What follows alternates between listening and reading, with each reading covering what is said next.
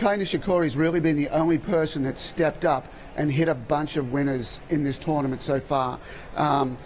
You know, he's the kind of guy that he's putting a little bit more spin on the ball. So you find someone like Silic or Berdych that hits through the court a little bit more, and the court doesn't help. But if you put some spin on the ball here, it'll actually jump off a little bit. So it's not the height is staying lower, but it will jump. So you know, Nishikori proved that, and you know it's something that Stan's got a bigger forehand. If he can just get a little more juice on it, he might be able to have a little more success this afternoon. Yes, indeed. It's interesting you say that about Nishikori, because I think we mentioned this yesterday, that in fact in that match against David Ferrer, who came in as an alternate for poor old Milos Raonic, who had to go with a quad tay, had to pull out, but he was consistently hitting the ball about 12 centimetres lower over the net than Ferrer. So I'm interested to hear that in fact he's putting more spin on the ball at that same time. He is. He hit 41 winners, which no one in this tournament, and yes, he did play another set, but you know, the average per set is way up, and 19 of those were off the forehand side.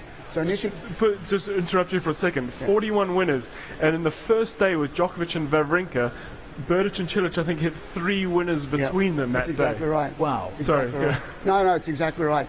So, you know, there is a way to do it. It's not easy, you know, and Ferrer is a new opponent in this tournament, but the work that Nishikori gets on that forehand is just helping him when the ball hits and it just launches a little bit more. In terms of competitive singles matches, actually that was the best one we've had. Absolutely. Went the distance as well, and I think we have to take our hats off to both Nishikori for adapting at very short notice to facing a new opponent, because he'd have been preparing for everything that Raonic was going to be throwing down at him. Also to David Ferrer, who hadn't really been expecting to play, and as he always does, puts up a momentous fight. Yes. I saw a tweet earlier in the week from Magnus Norman, you know, complimenting the work ethic of David Ferrer, who's been here before. He's been on the big stage, and he's an alternate, and he's practicing hard. You know, he's putting in 100%, and he had his opportunity yesterday, and he lost to a better player on the day. But that match, you know, is a good practice match for him.